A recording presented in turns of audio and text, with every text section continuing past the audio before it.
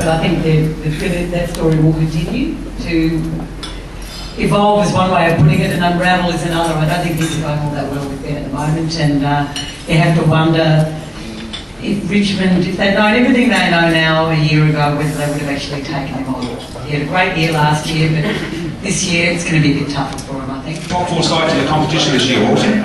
Western Bulldogs number 1, St Kilda number 2, Geelong number 3, and I've got Adelaide number 4, but I'm not sure about Adelaide at this stage. What is it you particularly like about the Bulldogs and the change? I think the Bulldogs have got a really experienced team now, and younger players like Cooney and Griffin and Murphy, G and Syracuse, they've been in the system 6 or 7 years, they're ready to go. Obviously Barry Hall makes a big difference, but their backline's strong. All of their players in their backline, Little Harbrow, he's a beauty. Lake Harris is terrific at fullback, Hargrave on the back flank. So I just think that they've got all lines covered, a couple of good ruckmen, and I'd be disappointed if they didn't play in the grand final. I'm a little reticent to ask you this question. You've been such great mates with Rex and sort of I'll be there and with you now. Have you got any problems with me? No, I've got no problems with you, Brian. I was 100% behind Rex, as you know. I actually said it on radio that if Rex went, well, I was going. And Rex reminds me about that every second day. But no, it's a team effort, Brian. It's a team effort, not individuals. You know that.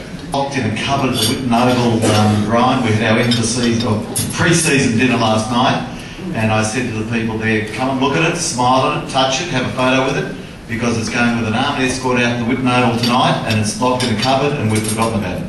So no continually looking at it and saying we've done our job so far? It doesn't mean much, Brian, in all honesty, as we know now that we're coming into the real season. You've only said that because the man representing the AFL has just left. No, I'm not saying that. Look, for our fans it was fantastic. We had 900 people there last night, and it was just great to see their excitement.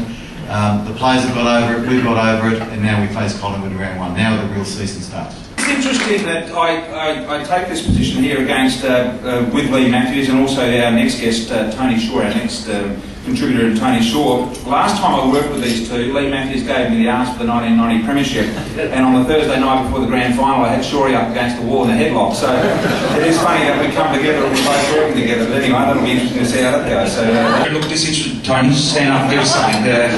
How are you, Tony? Things going well? What will you contribute to 3AW? Where are you working for 3AW this year? Well, give us all of your spots in any given week. Well, let's just tell one thing, the story off the top about the 1990. No, let's just go with the AW spots. Well, I just thought that one because you might think that being captain of a club you'd be very intelligent, and on that night, on that Thursday night when you did have me in a headlock after I had to go, and you're going to wake up keep that with it between us, you got to... It was just over a deal, you know that. Yeah, but you did forget that well, you didn't know that at that time I couldn't hold my own, which I wasn't.